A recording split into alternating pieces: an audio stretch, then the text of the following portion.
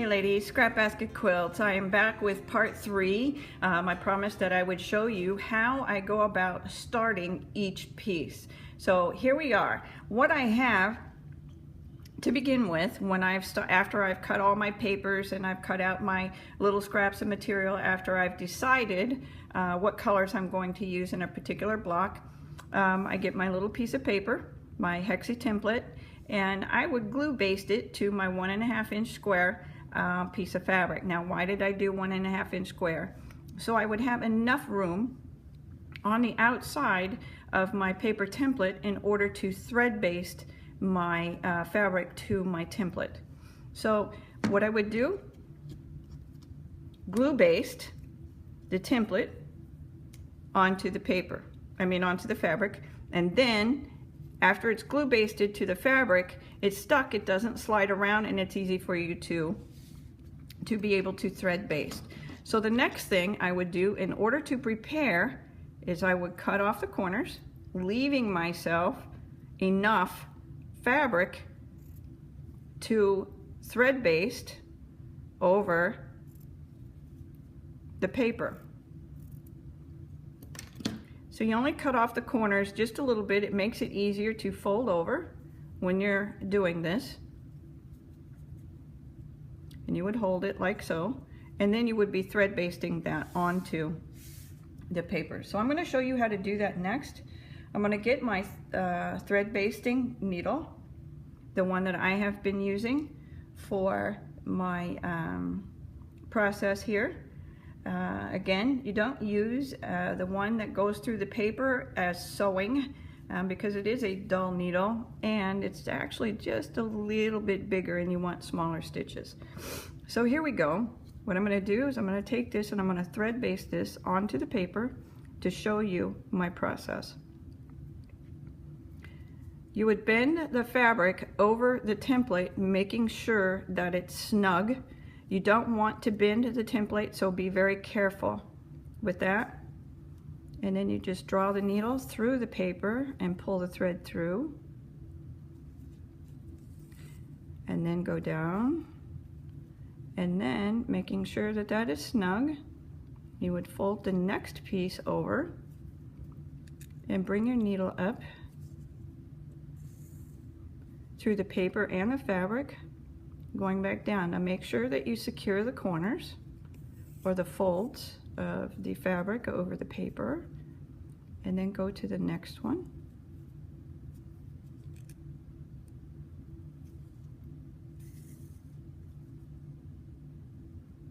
Make sure that you secure the corners.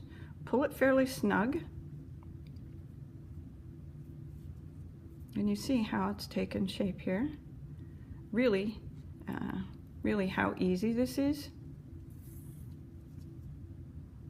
to do. Now that we've come to the last, I want to make sure that that is snug and this side is snugged over. And this is the very last one. Just going to fold it over the top. Bring the needle up through. Make sure your thread's not doubled.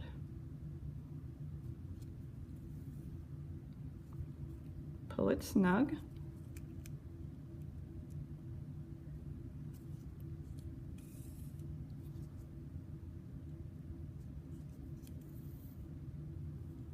And then I'm going to go back to kind of where I started from, just to secure this one last piece here. I want thread in it, and I want to make sure that my thread stays snug. Whoops, keep getting that caught on there. Then I just cut it like that, leaving myself a little tail so I can pull out later when I go to snip. But that's actually very easy. It's a good downtime project if you're not well, or if you just want something to be quiet, or you're listening to the news at night or whatever. Sewing these pieces together like that, thread basting them through the paper, you can get a lot of them done in no time at all. Okay, the next thing I wanted to show you is putting it together. putting it together. Now this one you can see is a work in progress. The quilters call them WIPs, work in progress.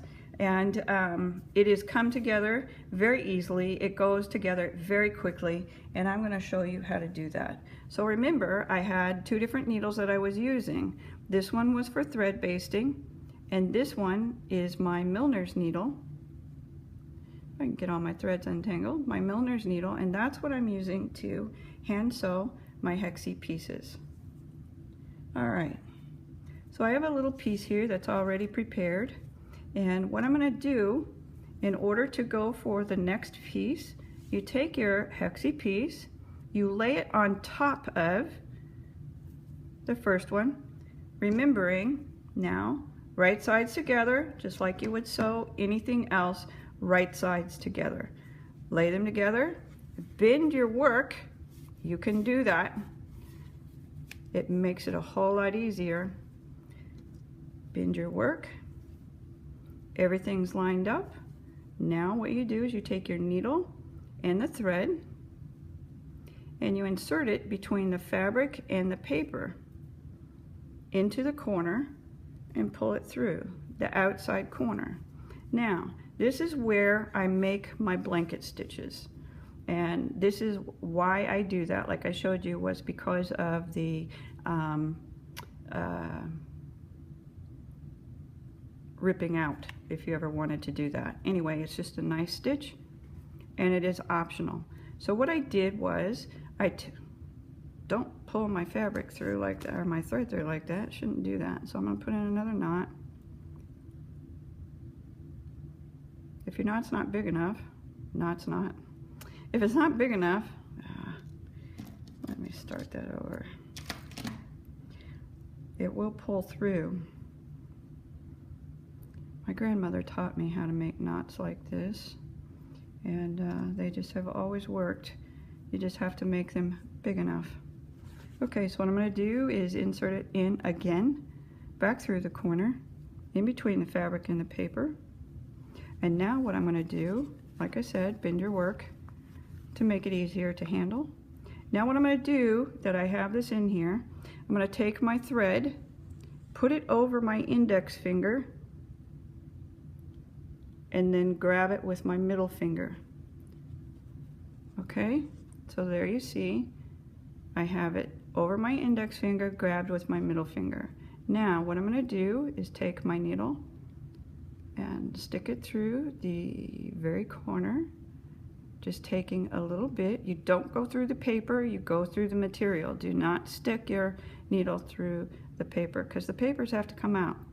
And then what I'm going to do, once the needle's through, where the thread is over or through the eye of the needle, I'm going to take it, put it in between my middle finger and my index finger, and pull. And the reason I do that is because it just makes it easier to handle, and the threads don't get locked around the pieces. Excuse me. Now I'm going to go right next to it again, and I'm going to tie a knot, lock that stitch in. Remember, the thread is over my index finger and under my middle finger. I'm going to take this thread that's at the eye of the needle, wrap it under the needle and over the needle. And what I have just done, if you can see here, is I've made kind of like a figure 8 knot.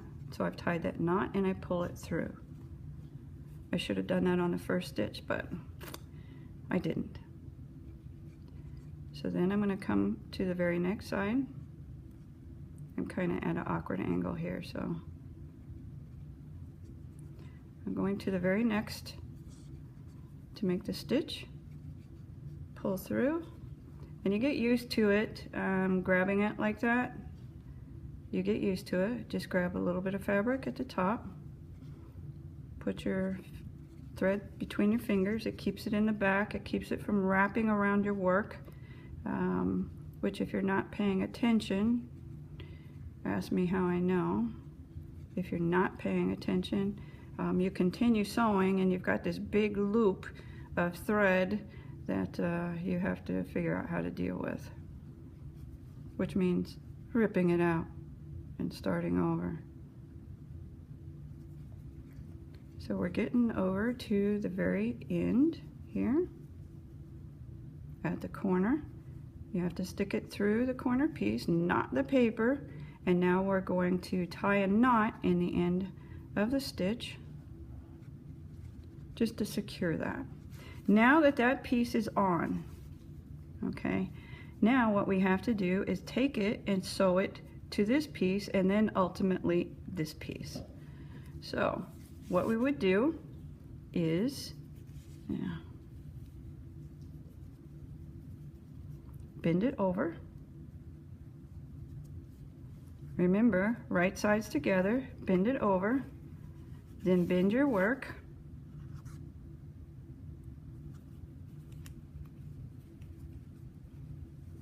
And then we start again, right there in the corner. Make sure that your needle is under this thread. Wrap it around from the bottom, pull, making your knot. We'll come back again, another stitch. Make sure that your needle is under the thread that you have between your fingers. Bring that around, secure it. Whoops, sometimes you catch your finger, but it's better than catching material.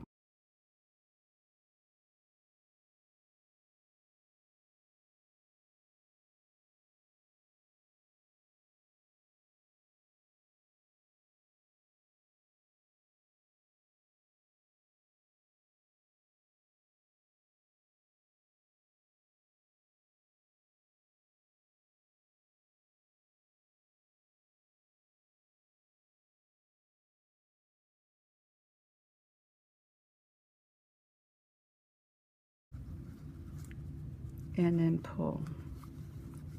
So there we have that.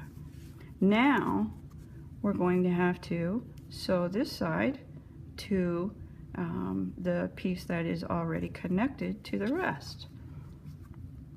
And then that's what you would do is to keep going. I'm going to do this really quick.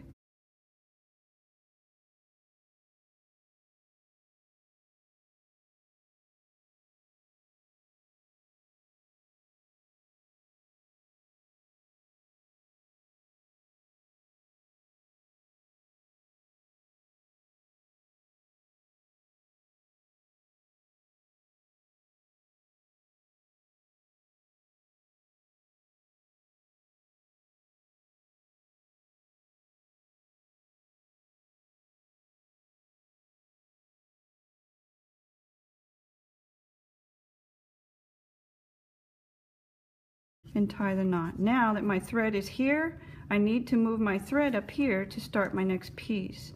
So what I will have to do is take my needle to the back and thread it through the edge of this fabric on the edge of this piece and just make sure it comes out the corner. And then once you do that, your thread is positioned to start again. And then you will just keep adding your pieces and sewing around and around until you get all of your pieces in the place that they're supposed to be.